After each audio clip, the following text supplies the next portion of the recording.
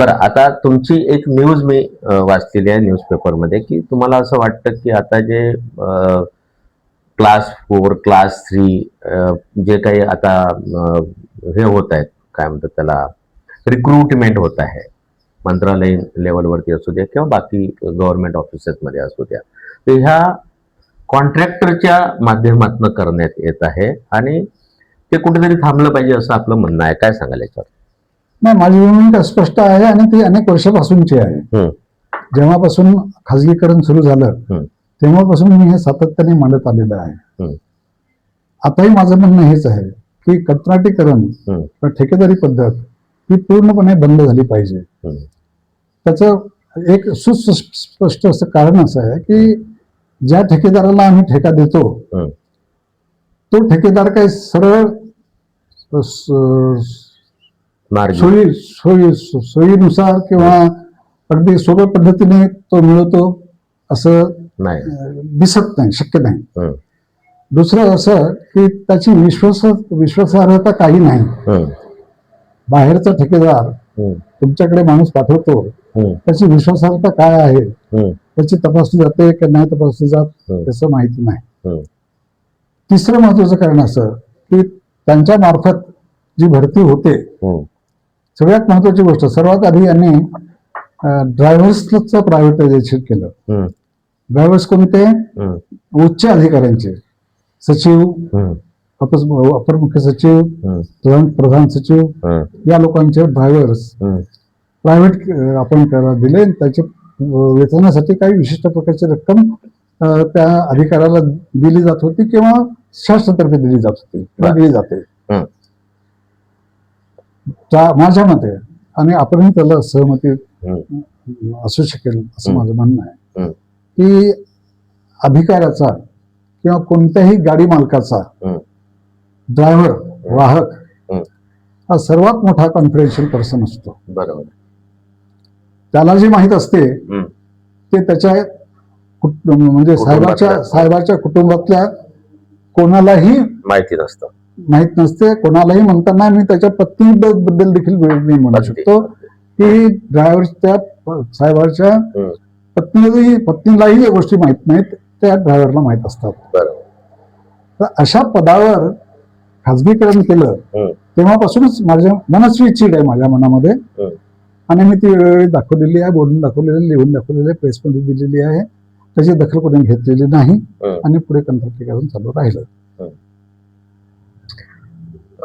आणखी काही मुद्दे आहेत जे तुम्हाला असं वाटतं की आपल्या या मुलाखतीमध्ये सांगायला पाहिजे, जे मी नाही विचारू शकत, म्हणजे काही गोष्टी अशा असतील? नाही, आपण विचारू शकलो असता की ह्याच खाजगीकरणाच्या संदर्भामध्ये, आता मी म्हणालो तसं ड्रायव्हरचं खाजगीकरण केलं, त्याच्यामुळे काय नुकसान झालं ते झालं.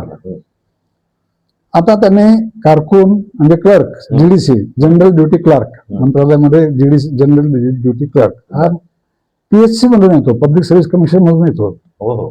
मंत्रालयामधला क्लर्क हा पब्लिक सर्व्हिस कमिशन मधून येतो. असिस्टंट, पूर्वी आमच्या वेळेला असिस्टंट म्हणायचे, आता त्याला असिस्टंट सेक्शन ऑफिसर म्हणतात. हा पब्लिक सर्व्हिस कमिशन मध्ये पूर्वीपासून येतो. आणि आता पूर्वीच्या पद्धतीमध्ये थोडंसं बदल करून थोडीशी त्याचं काठिण्य पातळी वाढवली. ती अशी की आमच्या वेळेला मी स्वतः फक्त लेखी परीक्षा दिली आणि मी नियुक्त झालो. आता तसं नाही. आता प्रिलिमिनरी होते, त्यानंतर मेन होते, त्यानंतर मुलाखती होतात आणि त्यानंतर नियुक्ती होते. एवढ्या सगळ्या प्रोसेसमधून लोक जातात. सेक्शन ऑफिसर आणि बाकीचे वरिष्ठ अधिकारी तर जातातच, त्याचा काही प्रश्न नाही. त्यामुळे एखाद्या माणसाची निष्ठा ही कितपत आहे, ही निष्ठा आपोआप तपासली जाते या प्रक्रियेतून जाताना.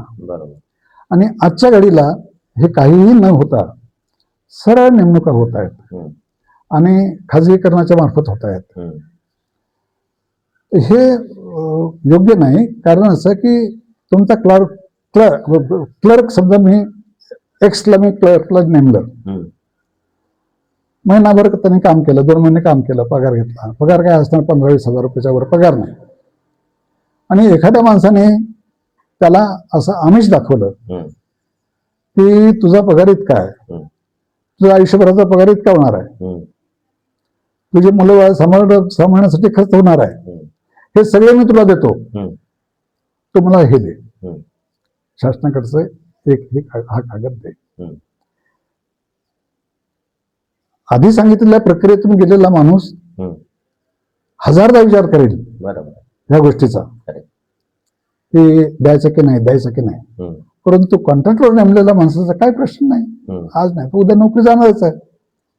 आज पैसे मिळत आहेत, माझ्या कुटुंबाची जबाबदारी घेतली जाते, काय हरकत आहे. त्यामुळे लिकेजेस जे होत आहेत, होऊ शकतात किंवा होत आहेत, त्याच्या पाठीमागे हे खाजगीकरण आहे. त्यामुळे खाजगीकरण होऊ नये, हे एक. दुसरं, याला जोडून अनेक गोष्टी आहेत. खाजगीकरण बंद झालं पाहिजे, पण खाजगीकरण बंद जर शक्यच झालं नसेल, यांची इच्छाच नाही बंद करायची,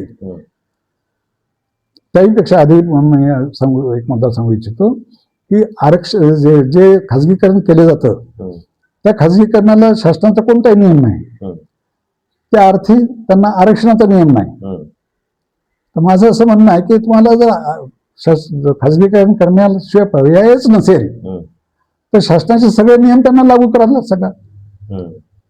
वेळेवर पगार मिळाला पाहिजे, वेळेवर त्याला भत्ते मिळाले पाहिजेत, रजा मिळाल्या पाहिजेत, जे काय त्याचे हक्क आहेत, त्याचे कर्तव्य तर सगळे आम्ही तो करतोच, पण त्याचे हक्क त्याला मिळतील याची खात्री नाही.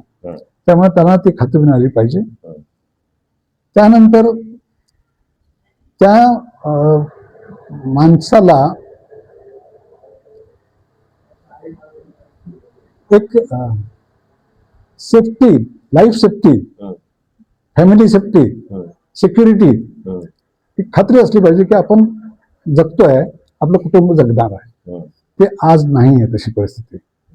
थोडीशी जरी चूक झाली तर तो कॉन्ट्रॅक्टर त्याला काढून टाकतो आणि फिरवतो. आणि याच्यामध्ये गैरप्रकाराला खूप पर्याय आहे. MPSC सारख्या ठिकाणी देखील गडबडी होतात, अशा प्रकारच्या बातम्या अनेकदा आलेल्या आहेत. माझा विश्वास नाही त्या गोष्टीवर, परंतु अनेकदा हे अशा बातम्या येतात, आलेल्या आहेत. या प्रकरणामध्ये अनेक लोकांचे तपासण्या सुरू आहेत, केसेस सुरू आहेत.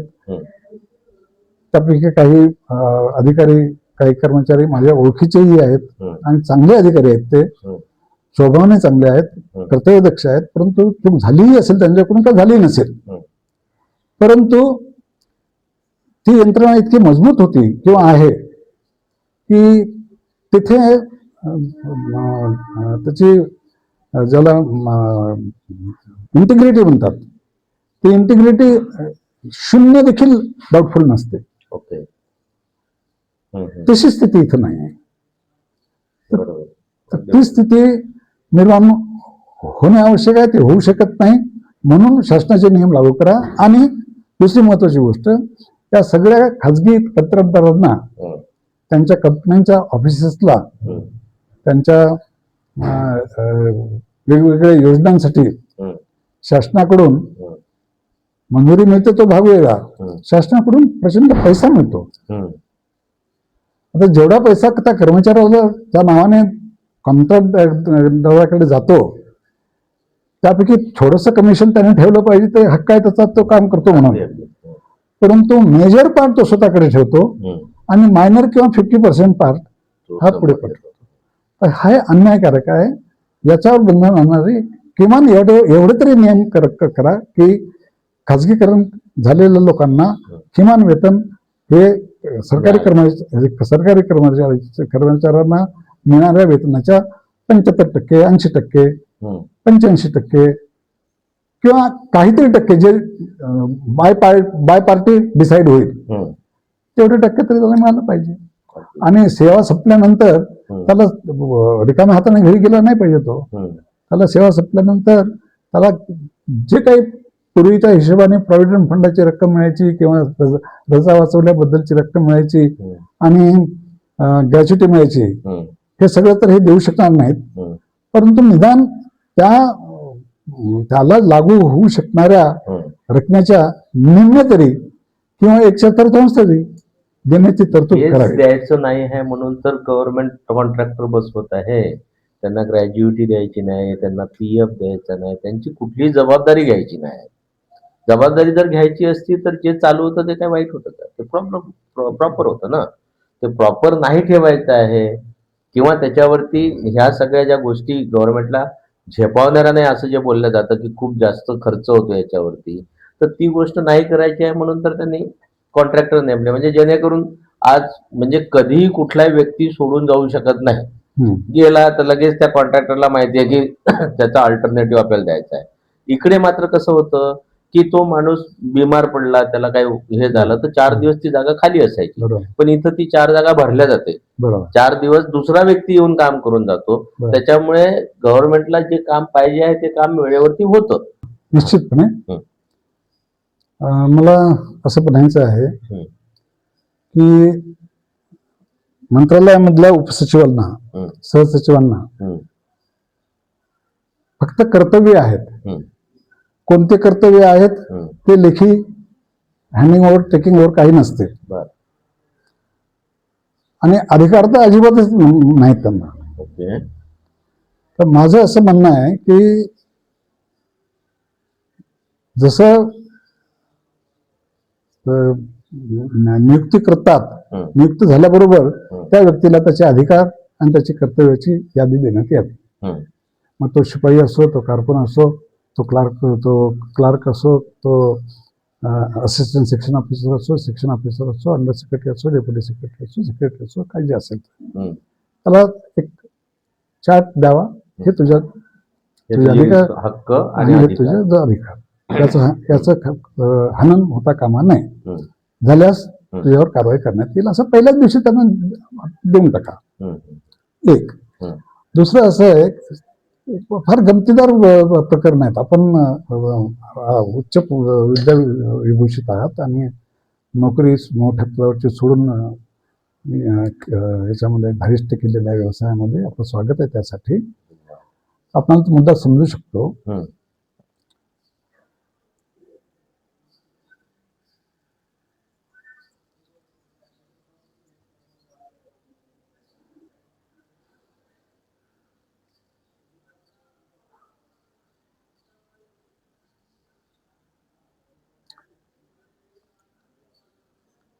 विशेषतः उपसचिव आणि सहसचिवाबद्दल आणि अवर सचिवाबद्दल मला बोलायचं आहे. उपसचिव आणि सहसचिव हे पद फक्त नाम वेगवेगळे आहेत. दोघांचे अधिकार सारखेच आहेत, कर्तव्य सारखेच आहेत. कोणते अधिकार आहेत, कोणते कर्तव्य आहेत हे लिहिलेले जरी नसले तरी त्यांच्या जबाबदाऱ्या जवळजवळ सारख्याच आहेत. परंतु माझं मत आहे की बाहेर डेप्युटी कलेक्टर असलेला माणूस किंवा ऍडिशनल कलेक्टर असलेला माणूस हा स्वतंत्र कार्यभार स्वीकारतोय काही विषयांचा, आणि तो माणूस मंत्रालयातल्या उपसचिवाच्या दर्जाचा असतो, फार फार तर सहसचिवाच्या दर्जाचा असतो. मग जर उपसचिवाच्या दर्जाच्या क्षेत्रीय अधिकाऱ्याला काही हक्क आहेत, सहसचिवाच्या हाताखालील क्षेत्रीय अधिकाऱ्यांना काही हक्क आहेत, तर मग या लोकांना अधिकार देणं आवश्यक आहे. याबद्दल नव्याने आणि गांभीर्याने शासनाने विचार करावा असं मी आपल्या माध्यमातून विनंती करू इच्छितो. हे एक. दुसरं, जेव्हा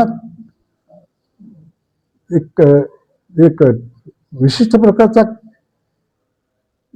कठीण काळ असतो, म्हणजे वेळेशी निगडीत असलेला, तो असा की पंचवार्षिक निवडणुका आजपासून केव्हाही लागू शकतात असं वाटतंय. तर हे IAS वाले, IPS वाले, IPS बद्दल मी जास्त अनुभव नाही माझा, परंतु IAS बद्दल मी स्पष्ट सांगू शकतो की IAS वाले ते दिवस कसे टाळता येतील कार्यालयामध्ये न जाता याचा प्रयत्न करतात. याचा असाही प्रयत्न करतात ते की खालच्या अधिकाऱ्याला सांगतात, okay, tomorrow I am in particular office, so I am not in town, don't disturb me. If anything happens take your own decision. अशा प्रकारचे अधिकारी निम्म्यापेक्षा अधिक तुम्हाला IAS मध्ये सापडतील. आणि या घटनेचा बळी मी स्वतः आहे. 2004ला जेव्हा निवडणुका जाहीर होण्याची कोणतीही वेळ होती तेव्हा मला चांगलं आठवते की शुक्रवारी ज्या सेकंड सॅटर्डे फोर्थ सॅटर्डे येण्याच्या आदला शुक्रवार जो होता त्या शुक्रवारी साधारणतः मला आठवते त्याप्रमाणे 28 ऑगस्ट 2004 तो दिवस असेल. त्या दिवशी निवडणूक जाहीर झाली आणि ही लागली, आचारसंहिता सुरू झाली. तर मी आधी जे बोललो नेमकं तेच वाक्य माझ्या टेम्पररी वरिष्ठांनी, मी मुद्दाम वापरतो टेम्पररी अधिकारी, जे अन्यथा कोणतेही निर्णय घेत नाहीत, सहीशिवाय दुसरं काही काम करत नाहीत. अर्जंट असतील, इमर्जन्सी असतील तर कामं आणा, नाही तर आणू नका. ऍडिशनल चार्ज म्हणजे माझे नियमित अधिकारी जे होते, मी नाव सांगणार नाही, चांगले लोक होते, ते आपापल्या ठिकाणी योग्य योग्य असतील, ते नाव मी सांगणार नाही. माझे जे नियमित अधिकारी होते ते एका महिन्याच्या रजेवर गेले होते. त्यामुळे आरोग्य खात्याची गोष्ट ही, त्यामुळे आरोग्य सचिव 1, आरोग्य सचिव 2 असे आमच्याकडे पद आहेत. आमच्याकडे आरोग्य सचिव 1ला जास्त काम असते आणि 2ला कमी काम असते. कमी म्हणजे नगण्य काम असते. तर आमचे आरोग्य सचिव 1 हे रजेवर गेलेले असल्यामुळे आरोग्य सचिव 2ला चार्ज दिला होता आणि आरोग्य सचिव 2 हे मी म्हणालो त्याप्रमाणेच काम करत होते. फक्त अर्जंट इमिडिएट असेल तर सांगा. आणि 27 तारखेच्या रात्री, 27 तारखेच्या संध्याकाळी मला बोलावून घेऊन सांगण्यात आलं की mister Athawale, tomorrow I am not in town, I am in XYZ office at XYZ place out of Mumbai. You have to take all the care. Yes. आणि मी कामासाठी नावाजलेला अधिकारी होतो, आहे, आजही काम करतो. आपण बोललात, कामाबद्दल माझ्या कोणाच्याही तक्रारी नाहीत आणि कशाच बद्दलच्या तक्रारी नाहीत. मंत्र असतील तर त्याला काही फारसं महत्व दिलं नाही कोणी आणि मी दिलं नाही. नेमका 28 तारखेला माननीय मंत्री महोदयाकडून, मंत्री महोदयांचं देखील नाव सांगत नाही मी, माननीय मंत्री महोदयाकडून त्यांचे खाजगी सचिव माझे मित्र होते आणि खाजगी सचिव आणि OSD माझे मित्र होते आणि खाजगी सचिव ओळखीचे होते चांगले. ते दोघे माझ्याकडे आले आणि त्यांनी एक अडचण सांगितली की सर म्हणे असं झालेलं आहे, तुम्ही X ऑफिसरला A ठिकाणी दाखवलेलं आहे आणि का नाही X बद्दलच आहे Xला, परंतु आता ती फाईल डिपार्टमेंटला पोहोचलेली आहे आणि तुम्ही जी प्रपोज केलेली होती सेक्रेटरी आणि तुम्ही, तशी त्याला मान्यता मिळालेली आहे, तसे आदेश निघालेले आहेत. आधी मान्यता केली. आता आज तुम्ही जे सादर करतात जी जागा, ती त्या आदेशाने भरल्या गेलेली आहे. त्यामुळे या अधिकाराला ते तिथं नेमता येणार नाही. नंतर मग काय, तर म्हणे मग चर्चा केली. म्हटलं चर्चा केली तर both husband and wife were the servants, government servants. One of the spouse was there. Call the spouse. आणि त्यांच्या समोर चर्चा केली की हे असं आहे, तुम्हाला इथं पाहिजे, तिथं ऑलरेडी जागा भरलेली आहे, आदेश निघालेले आहेत. महत्वाची गोष्ट म्हणजे आदेश निघाले, माननीय मंत्री महोदयाच्या सहीने, सचिवाच्या मान्यतेने सगळ्यांनी आदेश निघालेले आहेत. त्यामुळे थोड्या दिवसासाठी तुम्ही A ठिकाणाच्या ऐवजी B ठिकाणी जावं आणि A ठिकाण ते B ठिकाण फक्त 20-22 किलोमीटर आहे. त्यामुळे तुमची अडचण होणार नाही असं वाटते. त्या स्पाऊसने ते मान्य केलं, तसे आदेश निघालेत. आदेश करताना काय थोडी टेक्निकल मिस्टेक झाली, फक्त की ते नाव खोडून तिथं दुसऱ्या व्यक्तीचं नाव दिलं आणि ते त्या व्यक्तीच्या चेनच्या बाजूला सेक्शन ऑफिसरने सही केली, मी सही केली, त्याच्यामुळे ते ऑथेंटिकेट झालं. मिनिस्टरने खाली रेग्युलर जिथं मार्किंग असते तिथं केली, ऑर्डर्स निघाल्या. बरोबर 1 तारखेला 30-31ला सुट्टी होती त्या दिवशी, 29-30 काय 31 तारखेला किंवा 1 तारखेला the other spouse who was present for the meeting, he met with the current additional child holder and told everything in negative sense. मला न सांगता हे सगळं चालू होतं. ती फाईल शोधणे, मग मी या विभागामध्ये किती वर्षापासून काम करतो, किती वेळेला काम केलं, हे सगळं तपशील काढणे, कॅश सेक्शन म्हणून माहिती घेणे, हे सगळं माझ्या उपरांत चालू होतं. मला फक्त हिंट अशी मिळाली की समथिंग इज गोइंग रॉंग. म्हटलं I don't know, I don't think even there is no chance, let them do it. घडलं असं की त्या रिस्पेक्टेड ऑफिसरने पीएला विश्वासात न घेता डायरेक्ट टाईप केली जे काही लिहायचं ते, आणि डायरेक्ट सचिवाकडे दिली, मुख्य सचिवाकडे दिली. खूप मोठं प्रकरण आहे ते. मुख्य सचिव माझ्या ओळखीचे होते, त्यांना मी भेटलो, त्यांना सांगितलं, म्हटलं सर तुम्ही मला ओळखता, माझं काम पाहतात, तुम्ही पाहिलेलं आहे. पण हो ठीक आहे, पण असं घडलेलं आहे, बघतो, let us see. No relief was given to me. Coincidentally, Secretary of the CM was very well known to me. I was very well known to him. He belonged to our community, and we had the sympathy for everything. त्याने सांगितलं की आठवले, फक्त ती file कुठे ती बघा, file माझ्याकडे आणून द्या, निवडणुका होतील, नवीन मंत्री येतील, तोपर्यंत ही फाईल कुठे जाणार नाही आणि आपणच राहणार, दुसरं कुठे राहणार. म्हटलं ठीक आहे सर, फक्त एक काम करा म्हणे, की संघटनेचं एखाद्या पत्र आणा, आमदाराचं खासदाराचं चालत नाही. तर to my dismay no organisation was supporting me. हा, मी ज्या संस्थांना जोपासलं, स्पष्टच म्हणायचं झालं तर जगवलं, मोठं केलं, त्या संस्थाचे पदाधिकारी देखील अदृश्य झाले. मी टाउन हॉलच्या पायऱ्यावर, म्हणजे आता जी लायब्ररी आहे, त्या एक सेपरेट चॅप्टर होऊ शकतो या विषयाचा, पण आपण सांगतो, आपण जसं करायचं ते करा. त्या पायऱ्यावर मी 3 तास बसून होतो, एकटा, रात्री 11 ते 2 वाजेपर्यंत. आणि माझे मित्र त्या लोकांना शोधत होते.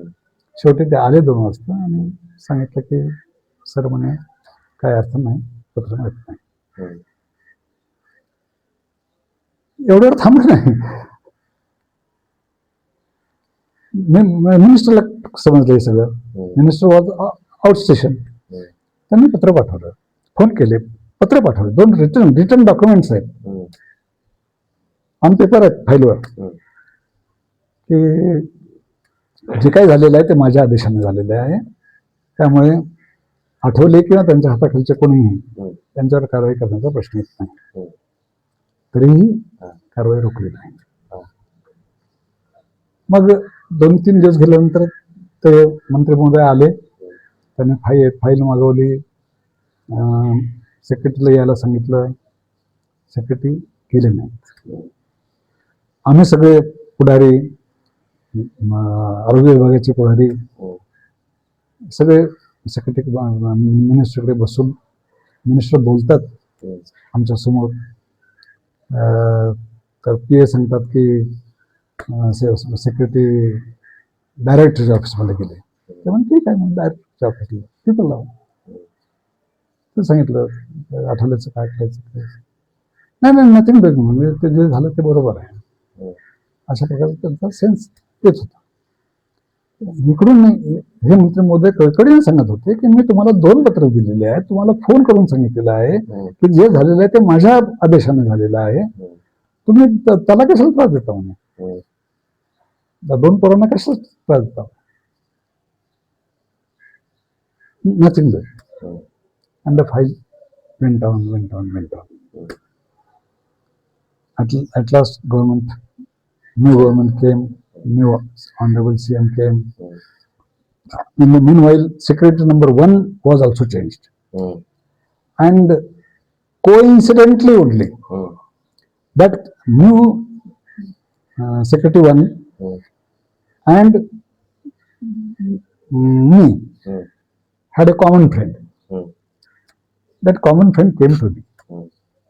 आणि त्यांनी सांगितलं की सेक्रेटरी साहेबांकडे तुमची फाईल आहे, त्यांनी तुम्हाला विचारायला सांगितलं की मंत्रिपद ठेवायचं की नाही ठेवायचं, हे ते सांगतील तसं मी करू शकतो.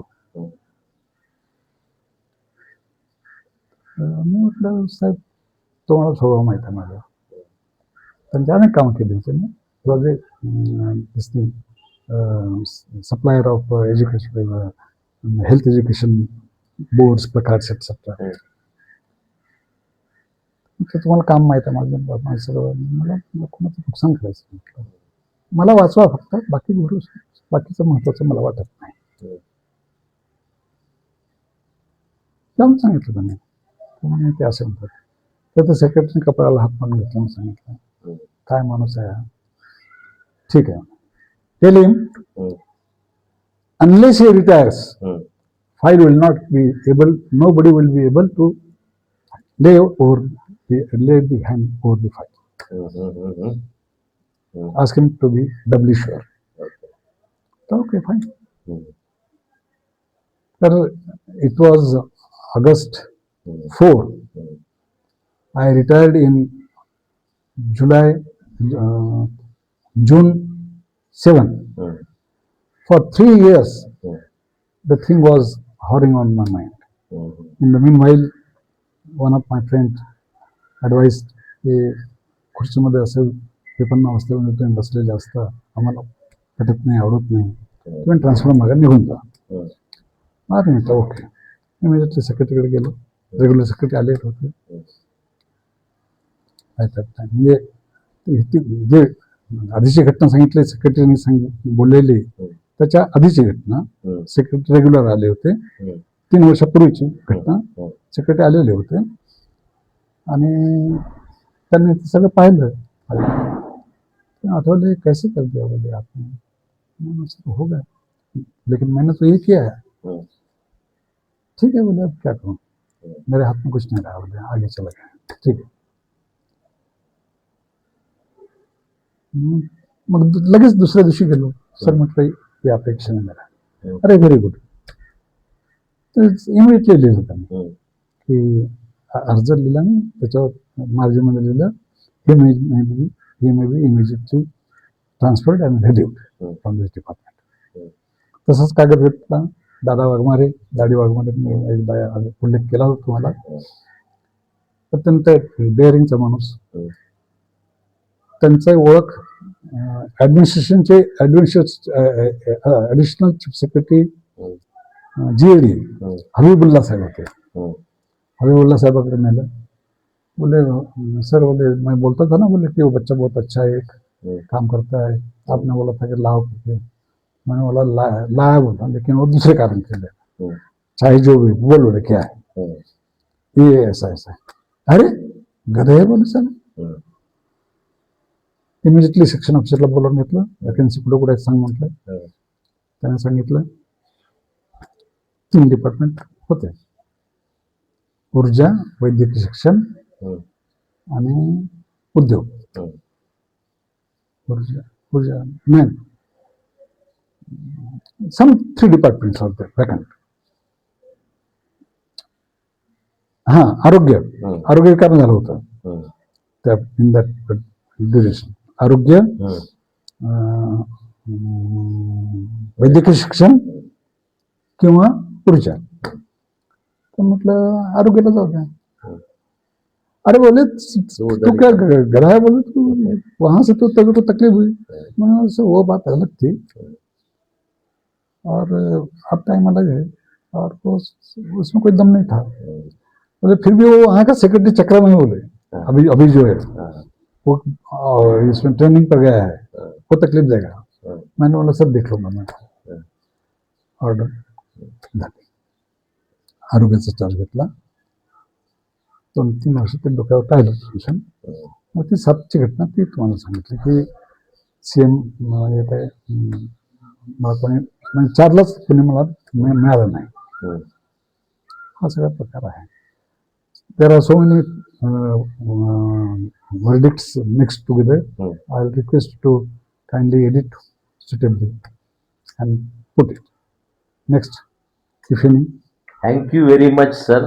आपण खूप सुंदर अशा चर्चा केलेल्या आहेत आणि एस्पेशली ज्या पद्धतीनं तुमचं जीवन मंत्रालयामध्ये गेलेलं आहे, काही गोष्टी आता सध्याच्या आपण निगडीत जे काही बोललो आणि ज्या काही गोष्टी तुमच्या जीवनामध्ये तुम्ही ज्यावेळेस तिथे कार्य करत होता त्यावेळेस ज्या काही घडलेल्या आहे या सर्वांबद्दल आपण अतिशय विस्तृतपणे चर्चा केलेली आहे. आणि मी सर्व प्रेक्षकांना निवेदन करतो की आपण सर्वांनी सुद्धा हा जो विषय आहे हा विषय खूप म्हणजे इनडेप्थ आहे, खोलवरचा आहे आणि अत्यंत सिक्रेसी ज्याला म्हणतो ना आपण, सिक्रेट असा हा विषय आहे. पण कुठलेही कुणालाही आपण ओपन न करता, कोणत्याही व्यक्तीचे नावं ओपन न करता ही जी कहाणी आहे ह्या रोज मंत्रालयामध्ये वेगवेगळ्या व्यक्तीसोबत घडत असतात. त्यातील ही एक कहाणी आहे. ही आपण लोकांपर्यंत पोहोचवावी आणि महत्त्वाची गोष्ट म्हणजे हे सगळे व्हिडिओ तयार करण्यासाठी चॅनलला भरपूर खर्च येतो आणि तो तर मी कधी कोणाला आजपर्यंत मागितलेला नाही, मागू इच्छित नाही. पण कमीत कमी ह्या ज्या काही बातम्या किंवा न्यूज किंवा ह्या ज्या चर्चा आहेत आपण याला लाईक करावं आणि चॅनलला सबस्क्राईब करावं आणि शेअर करावं. म्हणजे ह्या ज्या काही बातम्या किंवा ह्या चर्चा आहे लोकांपर्यंत जाऊ द्याव्या. कारण प्रत्येकाला ही गोष्ट माहिती होणं फार गरजेचं आहे. त्यासाठी आपण एवढं तरी आमच्यासाठी करावं ही नम्र विनंती. मी विनोद कांबळे, संविधान वार्ता, मुख्य संपादक, डोंबिवली. धन्यवाद. धन्यवाद साहेब.